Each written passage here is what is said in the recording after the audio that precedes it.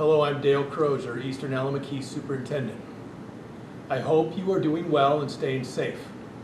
I know all of you are concerned about your children's welfare as we approach another school year. Be assured that the health and safety of your children is our biggest concern as well. Last week we put out a message that school will begin on August 24th and will feature new guidelines and safety measures. These guidelines were developed in coordination with the Governor's Office, the Department of Education, and the Iowa Department of Public Health. Recently, our final, yet tentative, Return to Learn plan was posted on the school website, the school's Facebook page, and emailed home to all families with students in the district. Today, I would like to highlight a few of the major components of our plan. Again, these plans are subject to change at any given time due to the course of the pandemic and the governor's orders. I know and I am very aware that there are still many other questions that need to be addressed. We need to lay out the major components of the infrastructure of how things are going to look, and we needed to do that first. Your building principals and staff, including myself, will continue to update you throughout the coming weeks as more information becomes available and as we move deeper into the weeds on the details. As stated earlier, school will begin Monday, August 24th. It is our intention to physically attend school as much as possible and as much as it is safe to do so. To ensure the highest quality of instruction, we will be using 3 learning models.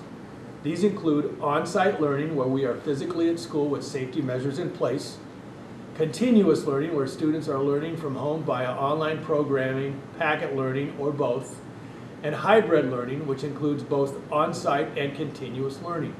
All work is required and graded. More details may be found in our full Return to Learn document posted on the website. As we continue to move through this pandemic, we will offer on-site learning as much as possible. It is inevitable that we will experience all of the learning options as needed to navigate this ever-changing situation. As of about a week and a half ago, we can now also use continuous learning for weather-related cancellations for up to 5 continuous days. It is our intention to do that. With any luck, that will be the new norm going forward from here on, and we can always end school much closer to the stated date. I've actually been wanting that to happen for years, so ironically, this has happened through a bad situation. From our start date through September, Eastern Alameda plans to have on-site learning on Monday, Tuesday, and Thursday, Friday. On Wednesdays, students will learn from home under the continuous learning plan. This approach will be reevaluated at the end of September with the hopes of meeting in person 5 days a week after that. Of course, due to the course of the pandemic, there may be times when we will be utilizing continuous learning for extended periods of time. Both on-site and continuous learning will count towards our required 1,080 hours of instruction. To facilitate learning, Eastern Alameda will use Google Classroom. Google Classroom is a learning management system, or LMS. Essentially, a Google Classroom is a hub to store all of our learning materials, and we will use it in all modes of learning. At this time, face coverings will not be required except on buses. Of course, this is a developing situation and this could change. Face coverings are, however, highly encouraged. As guidelines and particular situations dictate, there may be additional times where wearing a face covering will be expected or required. The district is working hard to ensure social distancing in our buses and transportation areas. We are asking those who can to please consider transporting your students to and from school to assist our efforts. This would greatly help us in these first weeks of school. We are also asking parents, guardians, and daycare providers to take temperatures before sending students to school. There is also a brief yet thorough COVID-19 screening that we will ask all families to use to decide if your child can safely attend school in person. Again, please refer to the full Return to Learn document for details. Among the many changes is the creation of an additional and separate nursing area in each building.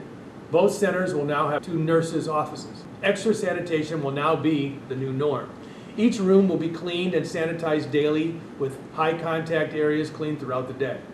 Extra staff and rearranging of staff will be utilized to make sure our learning environment is as clean and as safe as possible. It is of our highest priority to meet and honor the needs of every student. Social and emotional learning will be emphasized in every area. We will also work with families whose children cannot or will not return to our buildings. In addition to choosing to utilize the continuous learning model from home, we also have other alternative learning options available. Please contact us at the building level or contact myself to discuss this if you need to. Special education students will continue to receive all services. Conversations regarding accommodations, modifications, and technology assistance will be held with all parties. This message is simply a highlight of some of the major components of our Return to Learn plan.